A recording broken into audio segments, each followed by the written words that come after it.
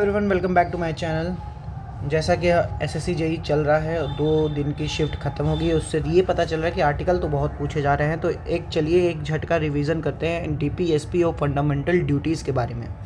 तो DPSP article 36 से शुरू होकर आर्टिकल 51 तक जाता है। देन 51A आता है फंडामेंटल ड्यूटीज़।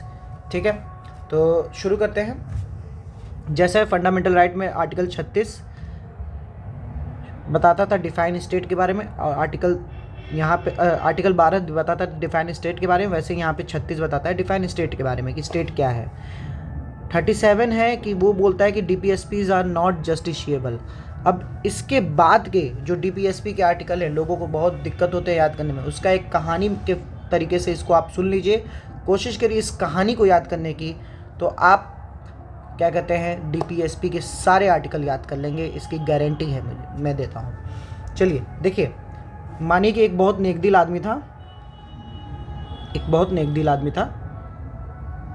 वो पटना हाई कोर्ट में लोअर डिविजनल क्लर्क था। ठीक है, तो वो चाहता क्या था? वो चाहता था वेलफेयर ऑफ द सोसाइटी। एक नेकदिल आदमी क्या ही चाहेगा? Welfare of the society. ठीक है, वो क्या था? लोअर डिविजनल क्लर्क था in Patna high court. Lower divisional clerk in Patna high court. तो article 39 livelihood, distribution of resources, prevent concentration of wealth, equal work and equal pay, health, H for health and clerk के C से children. तो वो क्या था? Lower divisional clerk था, divisional clerk in Patna high court, Patna high court. ठीक है, वो लोअर डिविजनल क्लर्क था। तो हमने कहानी शुरू की कि एक आदमी था, वेलफेयर ऑफ सोसाइटी चाहता था। वो करता क्या था? वो लोअर डिविजनल क्लर्क था पटना हाई कोर्ट का। तो आर्टिकल 39 L से livelihood, D for distribution of resources, C concentration of wealth, उसके पार्ट्स बाकायदा पार्ट वाइज पूछेगा। फिर P for equal payment, equal work, H for health and strength of workers and code. तो उसने अपनी नौकरी छोड़ी और सबसे पहले काम क्या किया? उसने काम किया आर्टिकल 40 में आके कि विलेज पंचायत ऑर्गेनाइज कराई।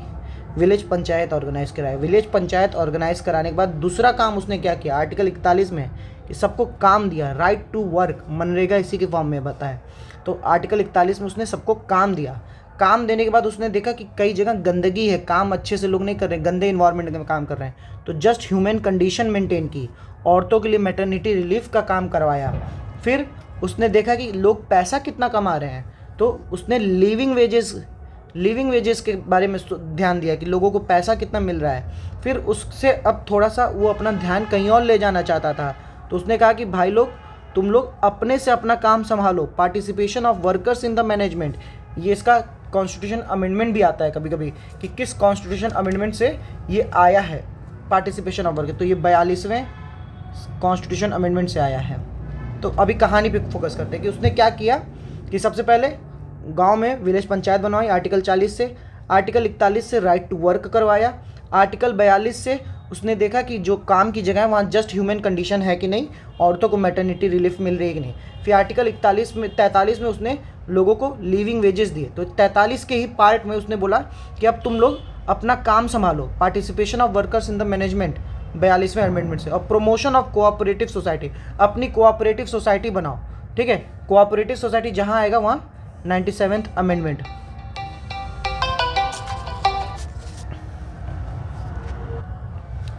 फिर उसने अगला काम किया कि सारे रिलीजन में यूनिफॉर्म सिविल कोड आए। तो उसके लिए उसने कहा कि अब भाई सब लोग अपने रिलीजियस बेस्ड झगड़े ना करो, और साथ में रहते हैं, सबके कानून एक रहेंगे, सबका सब कुछ एक रहेगा। तो यूनिफॉर्म सिविल कोड की बात की आर्टिकल 44 में। अब एकमात्र आर्टिकल 45 है जिसके लिए मैं थोड़ा ट्रिक नहीं बना पाता हूँ। तो आप ये सोचिए कि उसने कुछ गरीब बच्चों को देखा, उसके लिए अर्ली चाइल्डहुड केयर, एज 6 से कम के बच्चों के लिए अर्ली चाइल्डहुड केयर का काम किया। अब इसी में वो आगे बढ़ा कि अब वो देख रहा था काम ये सब चल रहे थे उसके, कि गांव में क्या कहते हैं पंचायत शुरू करा दी, वर्क लोगों को काम दे दिया, काम चेक कर लिया कि सही कंडीशन में है कि नहीं। फिर लोगों की पेमेंट देख लिया, उनसे कहा कि आप अपना काम भी देखो, अपना कोऑपरेटिव सोसाइटी भी कराओ। फिर यूनिफॉर्म सिविल कोड की भी बात कर दी, बच्चों को क्या कहते हैं अर्ली चाइल्डहुड केयर भी दे दिया। आगे क्या है कि अब वो आया, देखा क्या कि इन सब चीज़ों में अधिकतर ओबीसी एंड जनरल क्या कहते हैं इन्वॉल्व है। प्लीज़ मैं किसी के सेंटिमेंट को हर्ट नहीं करना चाहता, बस ये रटने के लिए है कि ये इन सब चीज़ों में उसने देखा क्या कि ओबीसीज और जनरल के लोग ज़्यादा इन्वॉल्व है, ये जो मैंने शुरू किए हैं ये काम वगैरह, SC ST के लोग नहीं इन्वॉल्व हो पा रहे, उनके इंटरेस्ट फुलफिल नहीं हो पा रहे हैं। तो उन्होंने promotion of SC ST interest, उनके एजुकेशन और इन सब चीज़ों पे काम किया।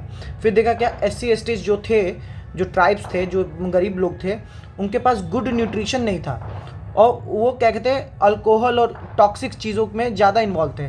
तो उसने गुड न्यूट्रिशन टू ऑल और प्रोहिबिट टॉक्सिकेंट का काम किया कि पहले तो उन लोगों को बढ़ाया, उन लोगों को ज्ञान दिया कि उनके इंटरेस्ट के बारे में काम करने शुरू किया। दूसरा काम कि उनको गुड न्यूट्रिशन दिया और उनको टॉक्सिक चीज़ों से बचाया।